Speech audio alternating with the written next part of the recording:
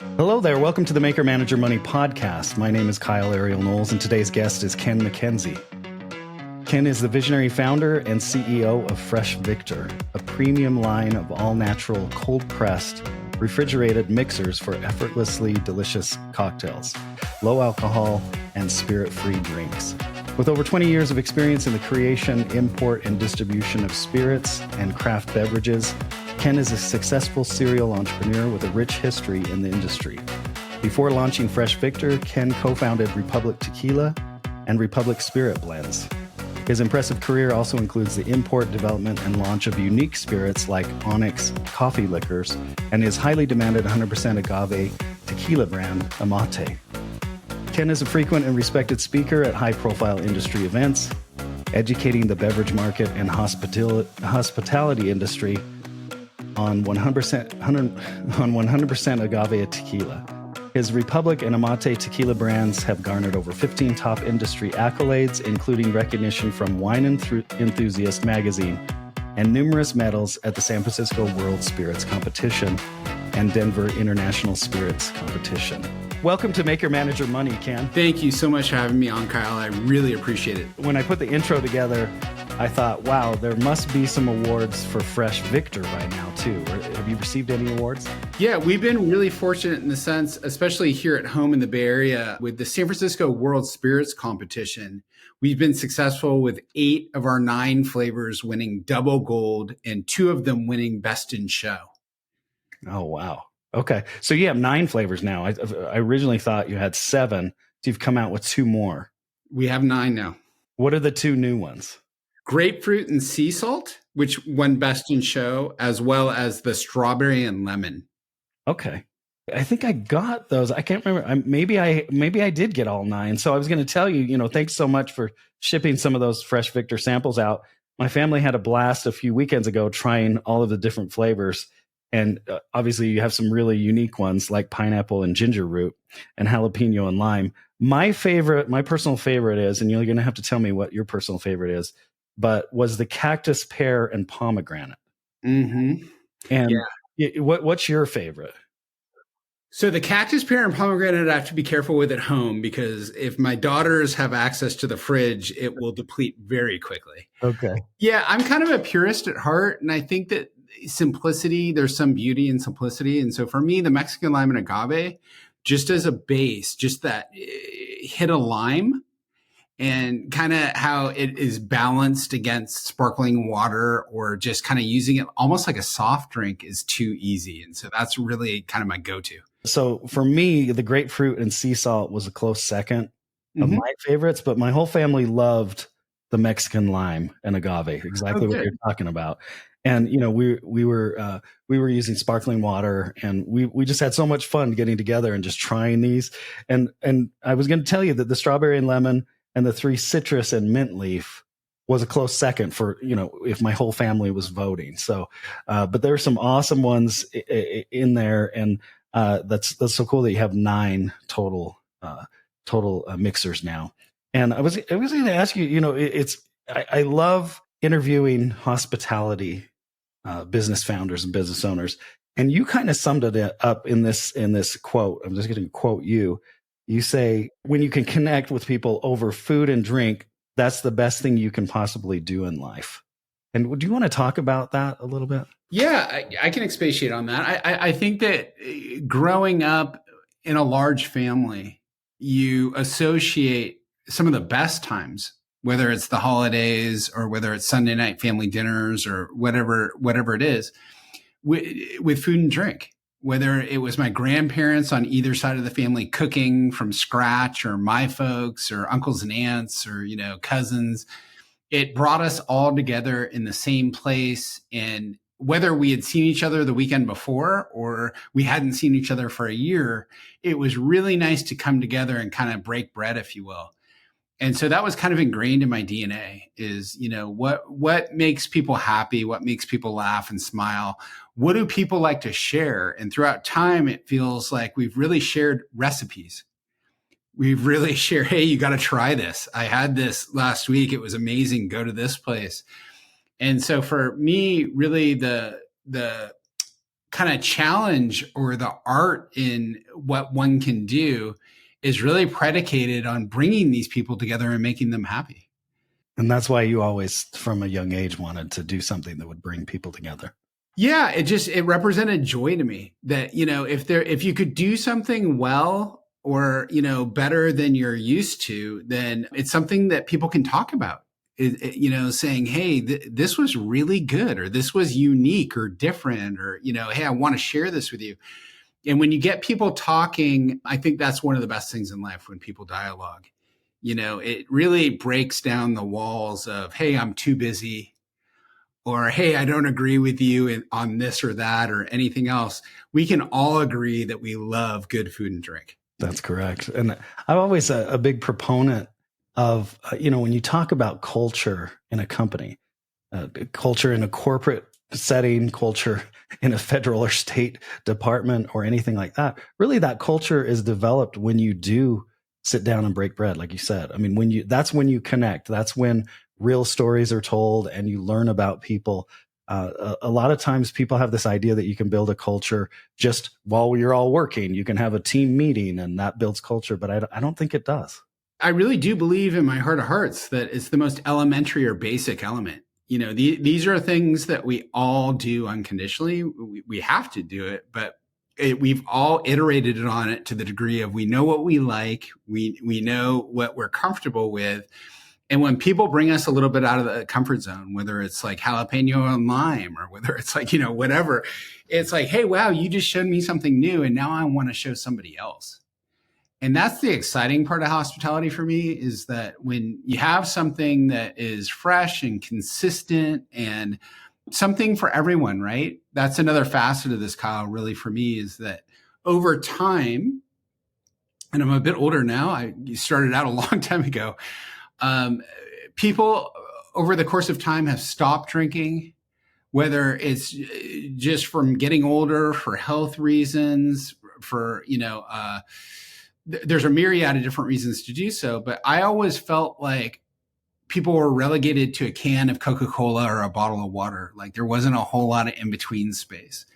And for me, with food and drink, it should be nothing but in-between space. And so it's really rewarding to have a product that you can just as easily mix with sparkling water for a low-cal soft drink, water for agua fresca, or even just a soft drink itself, to see how you like to drink it, and feel like you're drinking the exact same thing that everybody else is with spirits. Yeah, that's awesome. Then you're not the odd person out at the bar, holding something that obviously looks like a Coke or something like that, and you're drinking, something that brings you together, and you're trying the same kind of mixers and things like that. Let's talk about your journey before Fresh Victor. Then you were a consultant for a while to other beverage companies. Is that how you sort of got into the business? Yeah, it was kind of a simple love story, really, and which is how things, I suppose all good things start this way. But I ended up following a girl down to Guadalajara, Mexico, and was looking for a reason to stay. And, my folks had always taught me, if you're going to do something, is somebody already doing it, or are they potentially doing it better than you can? And that can often be a hard reflection in the mirror because I got to tell you, Guadalajara being the second largest city in Mexico, there was a lot of stuff being done, and it was being done very well. And so, interestingly enough, since it was the mid 1990s, what I did notice was a stark contrast between how people perceive tequila in Northern California, where I grew up in the Bay Area, versus how it was actually consumed in the heartland where it was actually produced.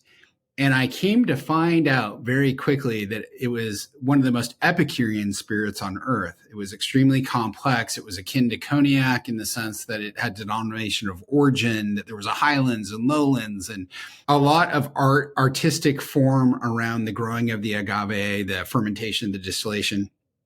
And I was absolutely fascinated. And I think luckily for me, just in that time period, there was a prodigious disconnect between the US and Mexico, with Mexico being very much a cash-based society of what are we doing today as a relationship transaction, versus long-term corporate planning and performas and where are we going to do the next 5, 10, 15 years on credit basis. And so that's where the consulting really began, was understanding the differences between the two countries, how I could actually make a living in the tequila space through importation or showing people the vertical. And eventually it just morphed into my wife and I doing it for ourselves and doing our own brands. How hard is it? You see like Ryan Reynolds or other celebrities getting into the beverage industry. How hard is it for someone to get a tequila brand going? I would probably put it right up against, joining the NBA.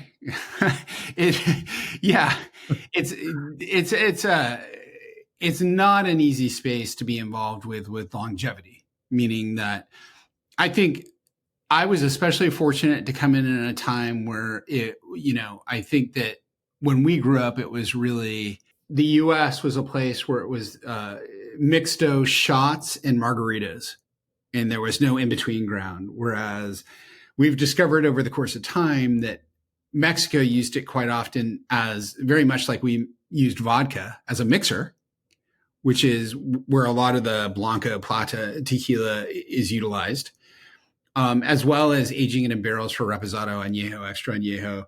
But the point being that when you look at this and how it's evolved, there's so many tequila brands now, where it was very limited back in the 90s and early 2000s, and the US was still learning about the space and what it actually represented. Not the tequila nightmare from college where, hey, I can't even smell it anymore. Don't get that gold bottle in front of me. But wow, this is very complex. There's a lot that goes into this. I want to learn more about where it comes from. And as that continued to mature as an industry, you had a lot more entrants. And so, last year there was over 500 new registered brands down in Mexico with the CRT.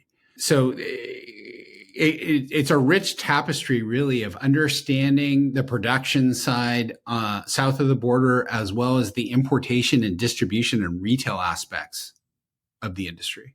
And how did you educate yourself? It really was, to a great degree, banging my head against the wall. So it was just through trial and error and experience. I was really fortunate in the sense that my wife's family had some great contacts. And so I was able to learn a lot in a relatively short period of time. I'd say 1.5 to 2 years, where I had a better understanding of the potential problems that could use solutions or solving for. That's always a great place to start. But the reality is, no matter, how you come up and learn, the only way to actually get to where you need to be is through practical experience and actually living through it. And I had some real disappointments along with some very gratifying, rewarding experiences as well. And so it's one of those things where I would say, if there's one word I would attach to this entrepreneurial journey, it's really perseverance. Okay. I love that. And so these disappointing times, helped kind of solidify that perseverance in you.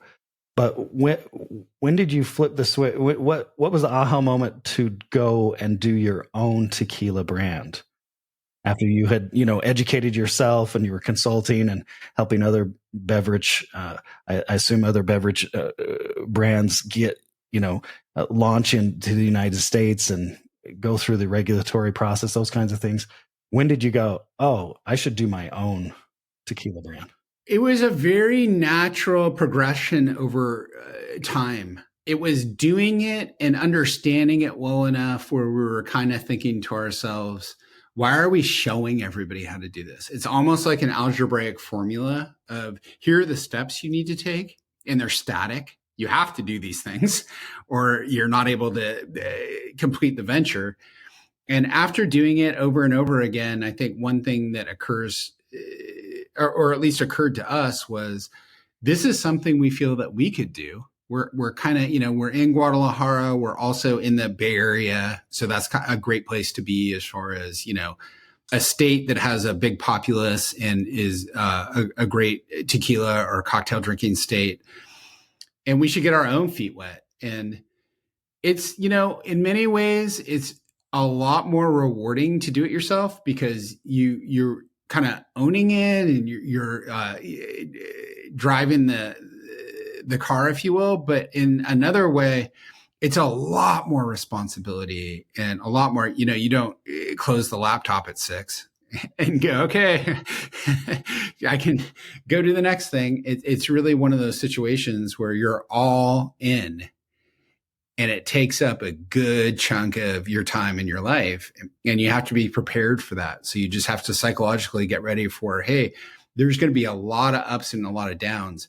These kinds of businesses to a great degree can be very manic in the sense that, man, you get the highest highs when stuff works and it's clicking. You're like, wow, this is incredible. And then you can get some real lows when product doesn't show up and people are upset and, where is this and where is that? So if you're not kind of able to keep on that even keel of, hey, I realize that this is going to be very much up and down, it's hard to wake up every day and say, hey, I'm really excited to do this. And so before you started your own tequila brand, when you were consulting, were you working for another company or was that your own company, your consulting company? I had my own consulting company for a number of years and it was easy. The disconnect at the time, at least in the late 90s, between what was happening actually down in Mexico with what they were doing down there as far as growing and production versus importation and distribution in the 3-tier system up here was very much separated. And so there was a lot of great dialogue to be had as far as kind of putting the puzzle pieces together and putting people together and also kind of showing the path to, hey, just so you know, this is actually what it takes. It's not just about doing, this part. It's about doing these 3 parts in succession. And it feels great to be able to show people things and to actually have a working understanding of something. But ultimately, like most things in life, I suppose, if you feel like you have a grasp or something or you're doing it relatively well, you want to do it for yourself. Okay. And you were doing the consulting for yourself. So you sort of had the idea already that, you can't shut the laptop off at 6 o'clock. But then when you started your tequila brand, did you stop consulting or were you sort of doing both? No, I stopped because it was all consuming. It's, it's one of those things where you really can't shut the laptop off at 6 and you need to be available at all times. And you realize that a series of kind of fire drills come up that you weren't experiencing when it wasn't actually you, but you were just kind of advising. It becomes a huge facet of your life. And the circumstances around it are very unique in the sense that as things unfold, you realize that there's a whole myriad of different things that you never even thought about unless you were in the middle of it. Like, the buy and sell side, the logistics side, the account side with marketing and how you want to stay relevant and how you want to make sure to win business and keep winning business and new placements while making sure that your depletions in the old ones, maintain. And so there's a lot of things on that control panel that you don't necessarily have to deal with day in and day out when you're strictly advising. Okay. So, and I love how involved you've been in the industry, in the spirits and food and beverage industry.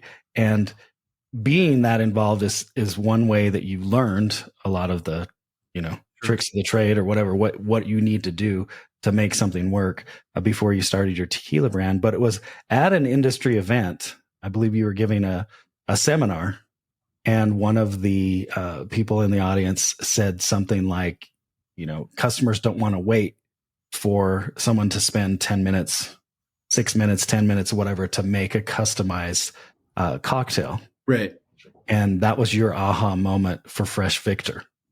Is that correct? I think that, when you hear something over and over again, when it's validated in different, from different touch points, if you will, it sticks in your mind. And for me, at least, one of the things that I was experiencing is we kind of rode that wave of, hey, 100% agave tequila is this brilliant product as far as it can be used in a variety of ways. And one of our favorite ways is as a mixer.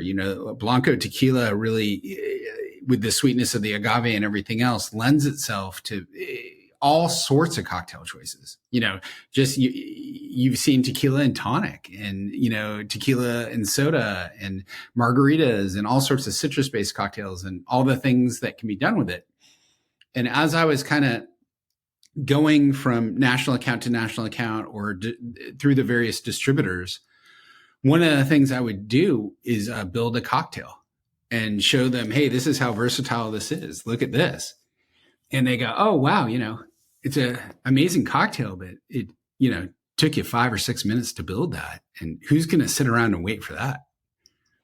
That's an aha moment, because it feels like a backhanded compliment. I love the cocktail, but didn't like the way you made it at all. For the time it took you to make it, right? Yeah. Right. Yeah. And it's kind of, like, hey, I don't know another way to do this. And one of the things that one of the distributors had said to me is, man, if you could find a cheat code, like if you could do exactly what you did, but do it in 20 seconds.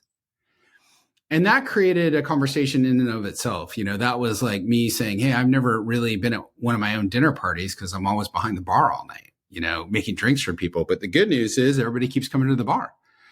So I'm talking to everybody. I'm just not sitting and eating. Wouldn't it be cool if you could sit and eat because you were batching cocktails, or you had kind of this first 4 or 5 steps taken care of for you prior to having to build the individual drinks?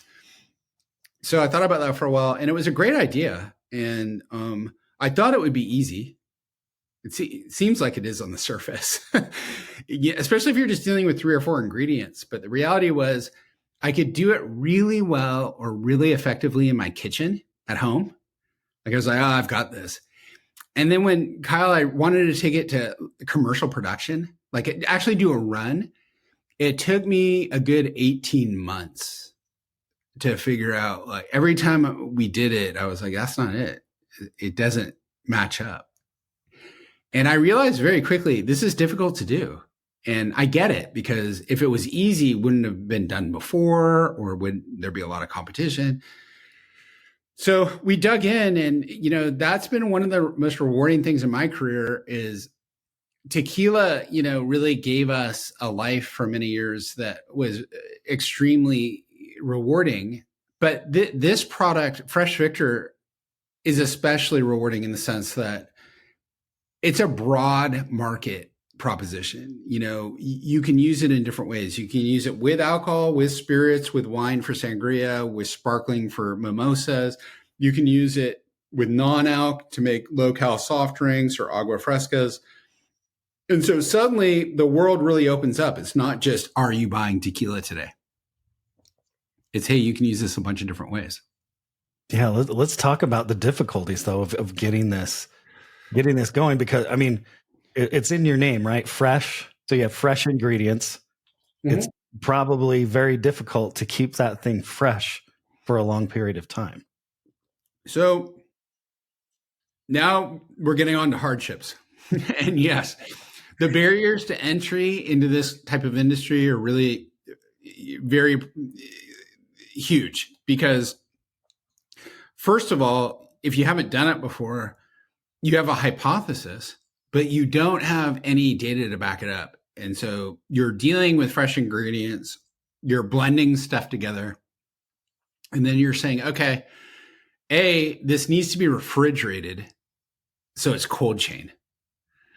We're not used to that in tequila. We're at ambient temperature. So, for us, I'm used to dealing with, 3-tier distributors and, mostly wine and spirits distributors across the country.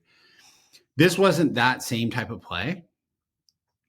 And so the learnings from that were really hard.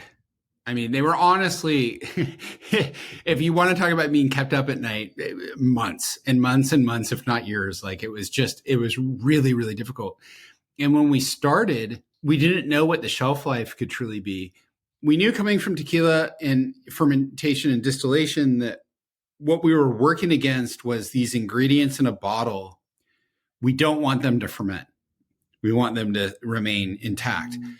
And so one piece of good news in this hypothesis was, hey, we know that if it's kept cold, the fresh pressed citrus is acidic enough where it should be relatively stable. This isn't going to be a huge issue, we think. but not we know, we think. And so when I first, Kyle, launched this thing, we were marking the bottles at 42 days from date of production. Well, you barely make it to the distributor in the first 2 weeks. Like, that didn't work very well. And heartbreakingly, I was pouring out probably as much as we were selling. So from the onset in the beginning, I was like, hey, I don't know. This model's kind of upside down. Like, I don't know how much. As we continue to do shelf life studies and really examine how this held up under refrigeration at 38 to 42 degrees, we realized that, hey, it doesn't really go bad. It fades. Of course, like anything fresh, the citrus just fades on you. It doesn't have as much zing or pop or these sorts of things. But it was good for, twice that shelf life. We were much more at 3 to 4 months of shelf life as long as you kept it cold. So that was a huge turning point. But these learnings, it takes a lot of time, a lot of effort, capitalization, the ability to stay in market, to maintain good relationships with distributors, have the manufacturing in a place where you know that you can depend on it and scale it. There's a lot of variables. Wow. So how many times did you want to quit? Ooh, I mean, out loud, none. Out loud, none.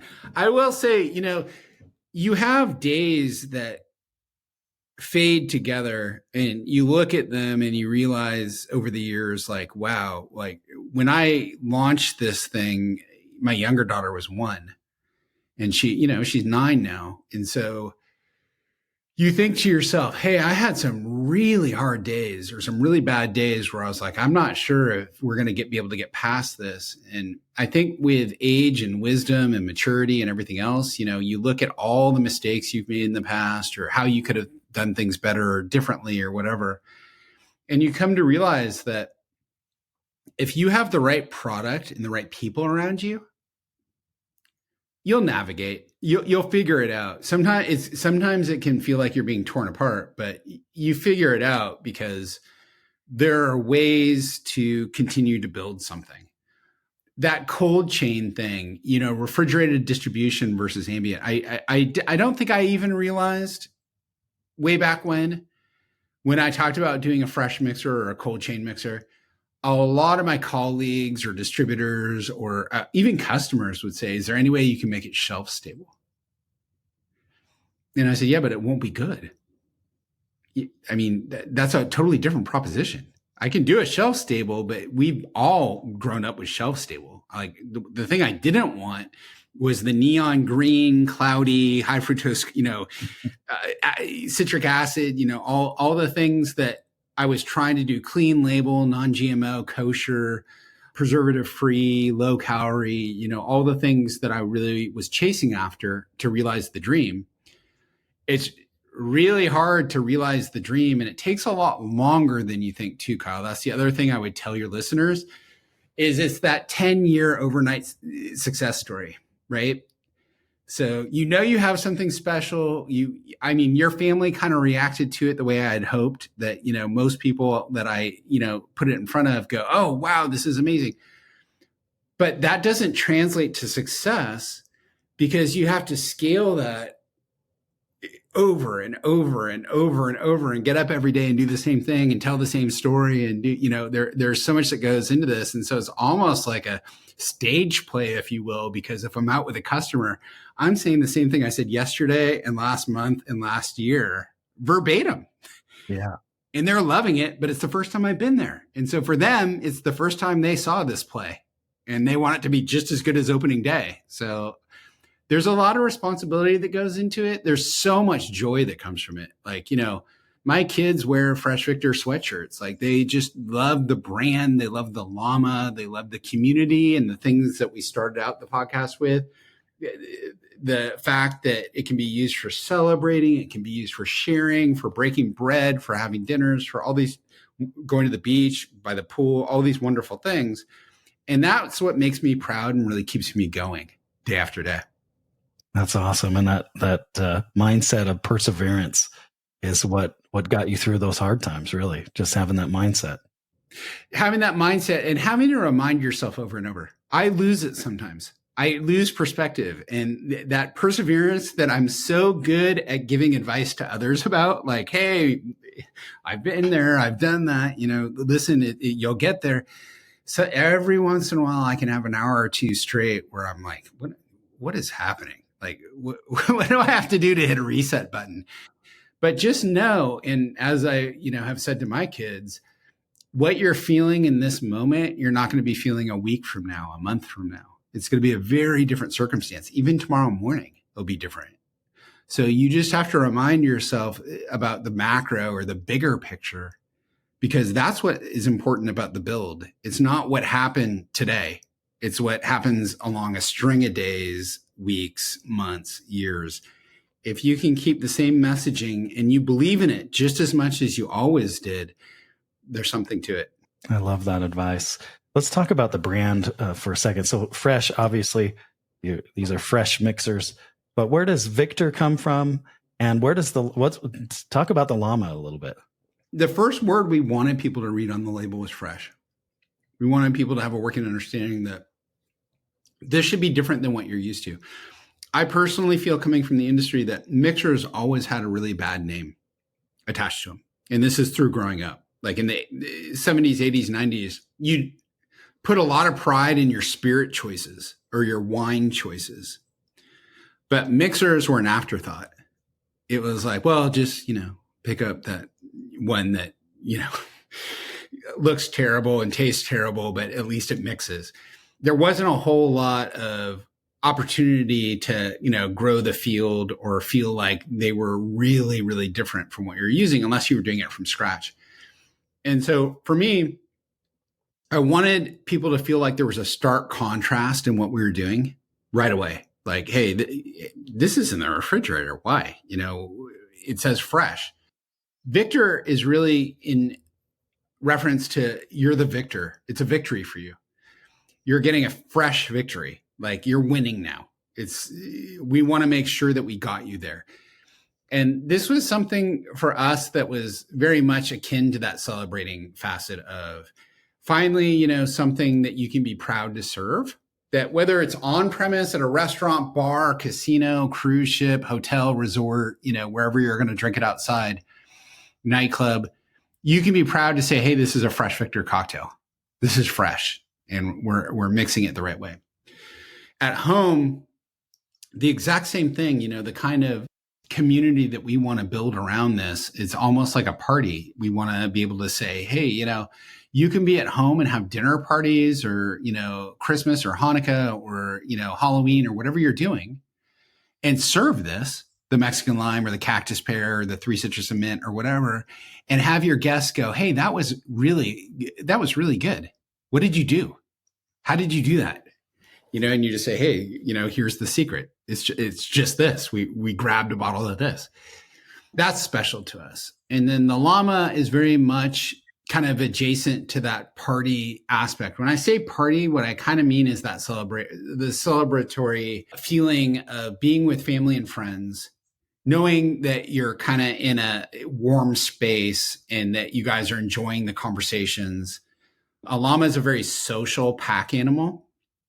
And when my wife and I were in Peru, we were absolutely amazed in Lima and Cusco and other cities where we would have these amazing lunches or dinners, like comidas, that were 12, 13 courses over 3.5, 4 hours.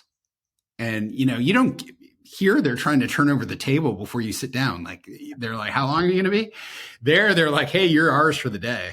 So buckle up. And what we noticed was the culinary aspects of the society very much mirrored the mixology aspects. They were both just so well executed against.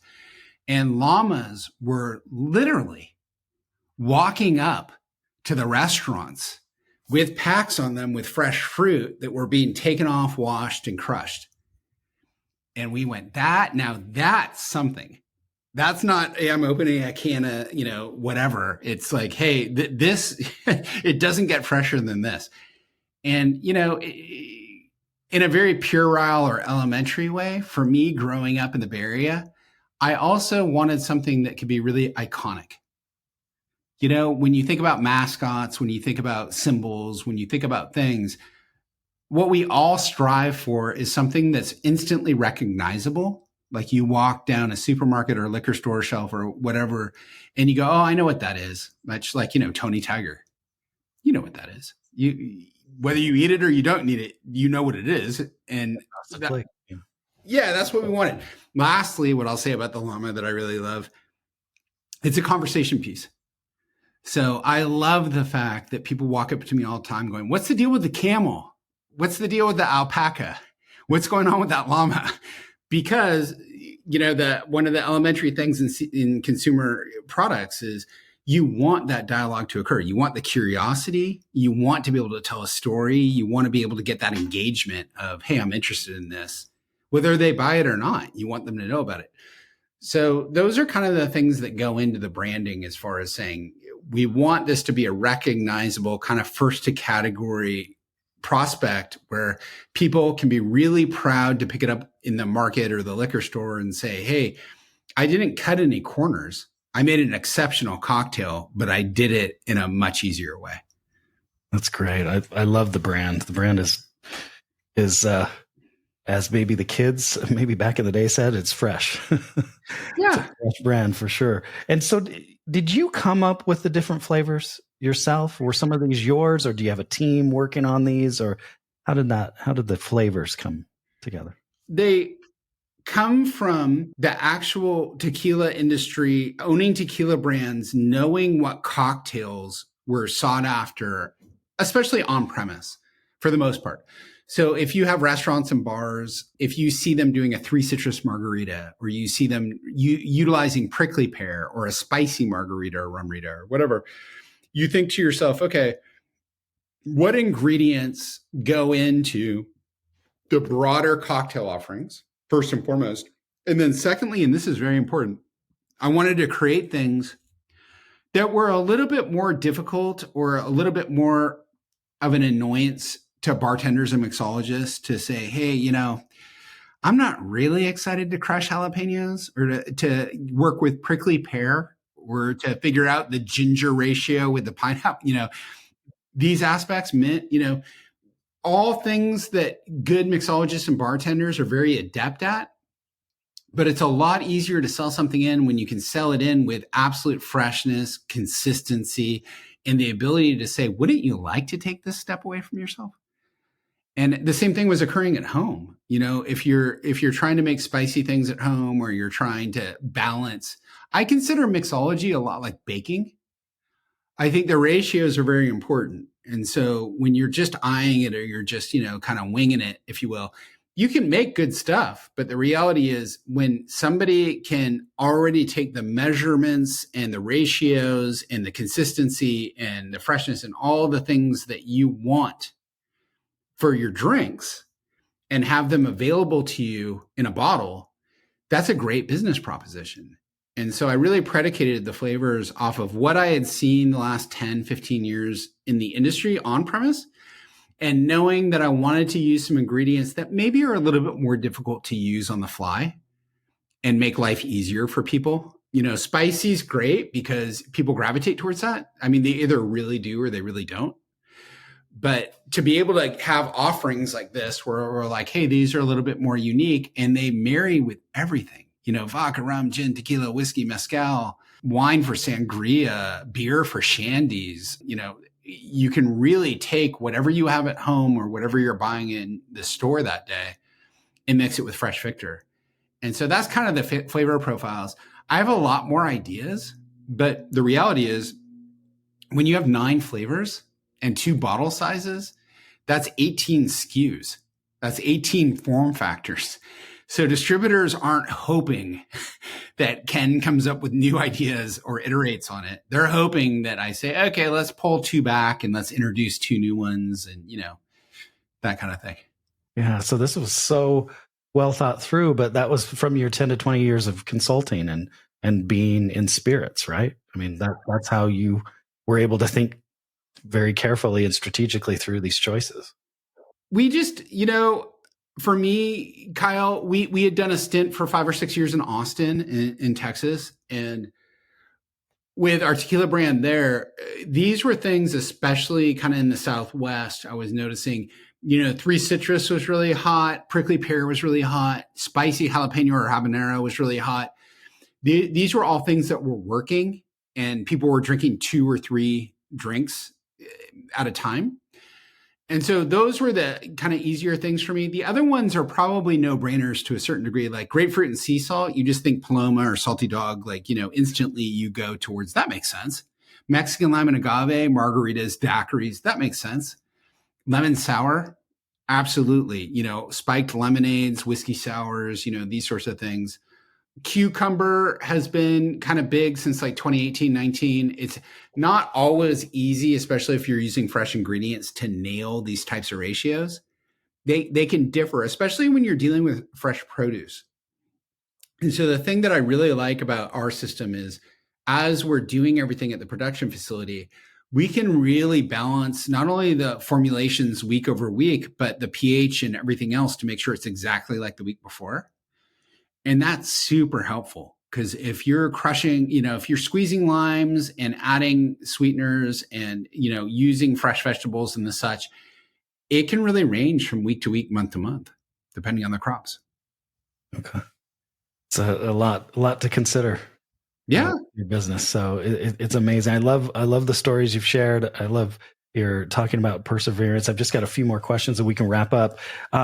This has been so much fun. I'm sure we could talk for hours and hours about this and all your experience and advice for entrepreneurs. I wanted to ask you, what is the most significant misconception people have about spirit-free or non-alcoholic drinks? I would say that what comes to mind right away for me is the real gap between generations, meaning that younger people are tending not to drink as much alcohol. They're going for no alcohol whatsoever, or low alcohol, or, even more, probably more spirits, like high-end spirits, than they are, just beer and wine as a mid-offering. So that all being said, I think one of the biggest misconceptions is crafting drinks should have a huge difference in pricing due to whether there's alcohol in there or not alcohol.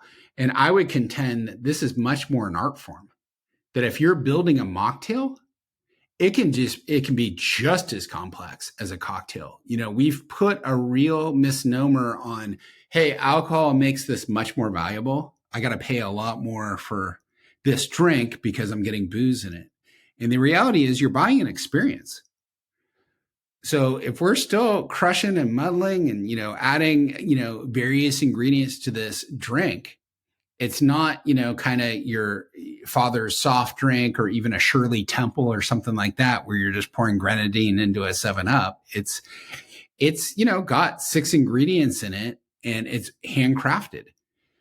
And so I'm very much in favor, from the beverage perspective on the whole, that people should drink exactly what they want and like to drink. And it shouldn't make any difference if it's alcohol or not alcohol. This is an equal playing field. And so it just becomes making a standard of, okay, if the alcohol does cost more, which is probably nominal, charge 16 to 18, but a mocktail should still probably be somewhere between 12 and 16. It should still be up there because the art and the efforts put into it. And we talked about on our intro call that there are bars now that are completely alcohol free. Mm-hmm. In San Francisco, where else? Where else can you find these? Do you find these in other cities? Oh, absolutely. You can find them in Austin and Miami and Boston and New York. I mean, these things are popping up all over the place. And it's not something that I think that any of us would have seen 10 or 15 years ago. It's not an expectation, but it's the world's really changed. And for me, I talk about this all the time. When walking into my grandparents' house at any given time, the garage fridge was filled with Coca-Cola and Hawaiian Punch. That it was just an expectation. Well, my kids are drinking half gallons of water. They can't even relate to, like, hey, what are you doing? midday, you're doing what? So from that aspect, you really look at it from where are trends leading and going, and health. This is one of the great things about Fresh Victor is being clean label. You want to be able to have your offerings really reflect what people want in 2025. And I think there's absolutely and will always be absolutely room for both. I think that these trends are cyclical. People will come back to cocktails. I'm never, worried like, oh no, this is going away. Not at all. I think that trends, especially in 5 to 10 year increments, can you'll see waves of things. And right now, that's exactly what we're experiencing. So I think you'll see it more and more. And Kyle, 25%, 30% of my ask when we're building menus for restaurants and bars and clubs and casinos and such, they're asking for mocktails. They're asking for recipes for our alternatives that they can offer their patrons to say, hey, if you don't want to be drinking, that's absolutely fine. We've got this too. That's awesome. And I love your website. So freshvictor.com, you can actually buy the product there. There's also tons of examples of different kind of mocktails or cocktails that you can make with the different mixers. Yeah, absolutely. And this is exactly what this is intended to do.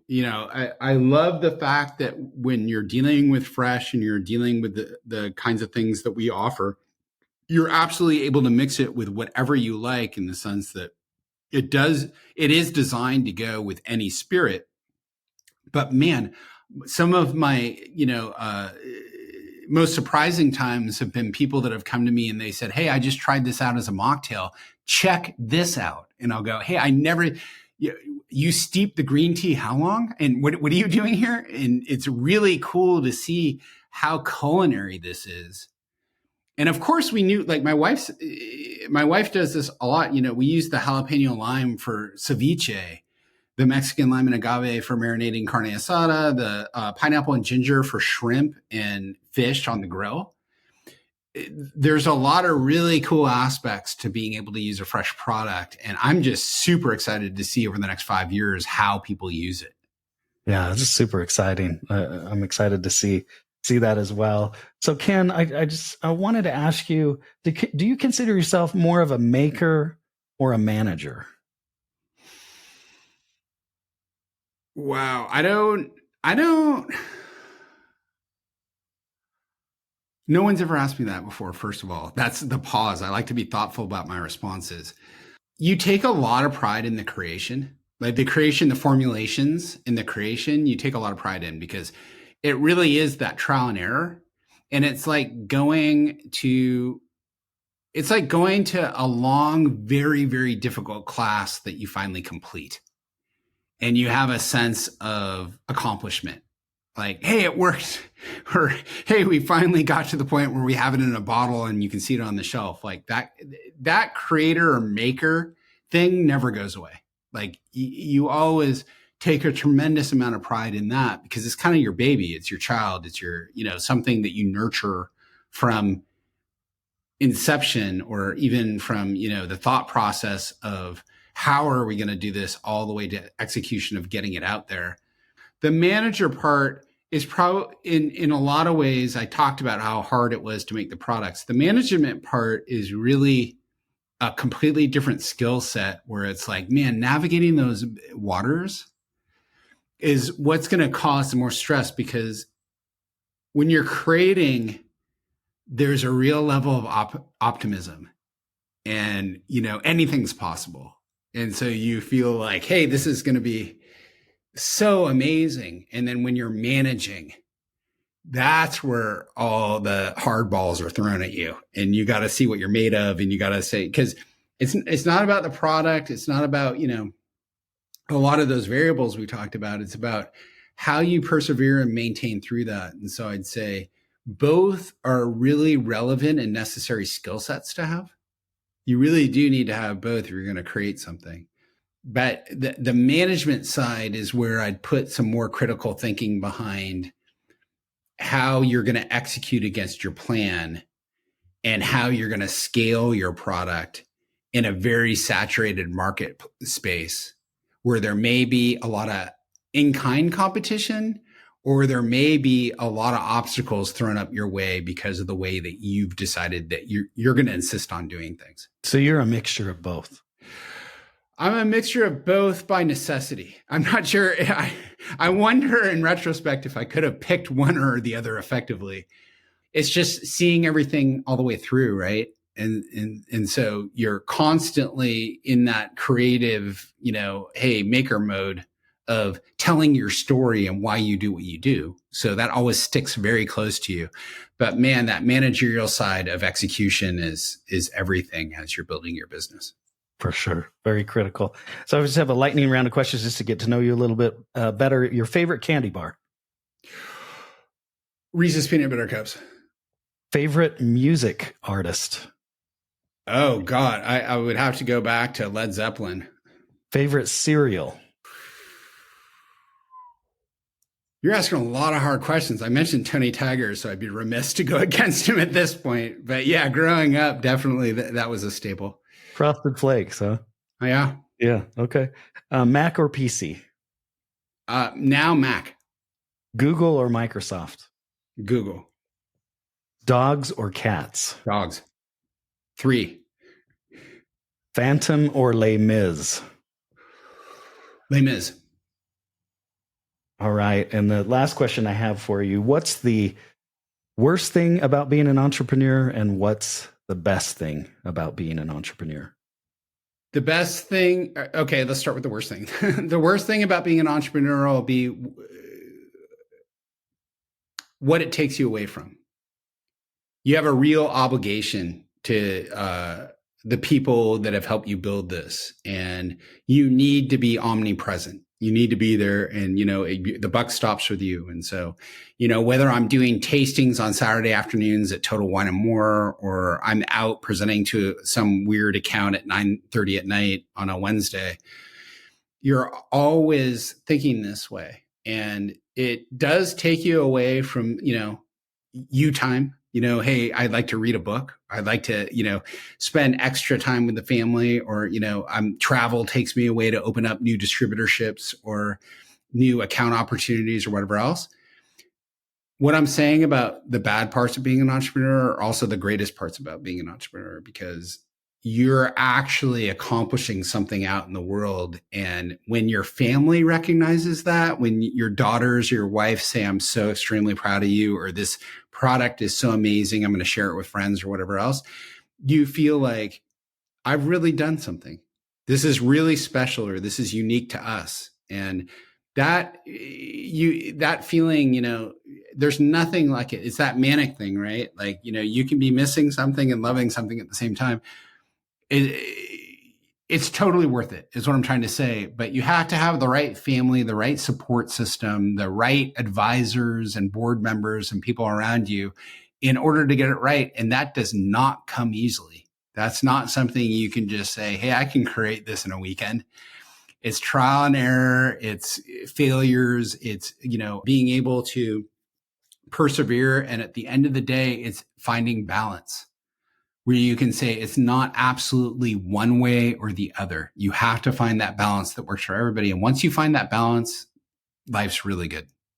I love those answers. Thank you so much for being generous with your time today, Ken. You mentioned reading a book. Is there a book that you recommend the most to people? Oh, gosh. I mean, I feel like I haven't been able to read a book in like a decade because I'm always out trying to do stuff. Even more than reading a book, because I'm on planes or I'm in cars or doing everything else, I would probably answer you, Kyle, by saying there's a tremendous amount of podcasts like yourself that you can garner a lot from. Hearing these founders' experiences, hearing about, what it takes to actually build a company, what it takes to maintain the good, the bad, the ugly. It's such a shift, right? It's such a cultural shift because, growing up, that's exactly what my parents recommended I do is, hey, read this or read that, or, figure this out. And now it's, hey, in 45 minutes, I can just put headphones in and I can basically get a summary version of a really good business book read to me. And then I get off the plane and I go that, I'm going to take 3 things from that and try to use them. I love it. Do you have a recommended podcast that people could check out? Well, definitely yours. Well, thank you. Any others that you listen to on the regular? Yeah, Tim Ferriss. I mean, there's a lot of them that come up in my feeds all the time. And I also Dan Dunn, in the beverage industry. That's a fantastic one. Like, a lot of it is unpacking what you want to know about the most as far as what can be applied to you, and whether it's hospitality or beverage. I really recommend that if you're at Spotify or Apple or whatever else, that you just kind of put in the keywords that you're most interested in and filter it from there, because there's a lot of them that I probably don't even remember off the top of my head what they're called, but I'll get specific episodes because the keywords hit. And I'll go, oh, wow, I never would have found that unless I had done it this way.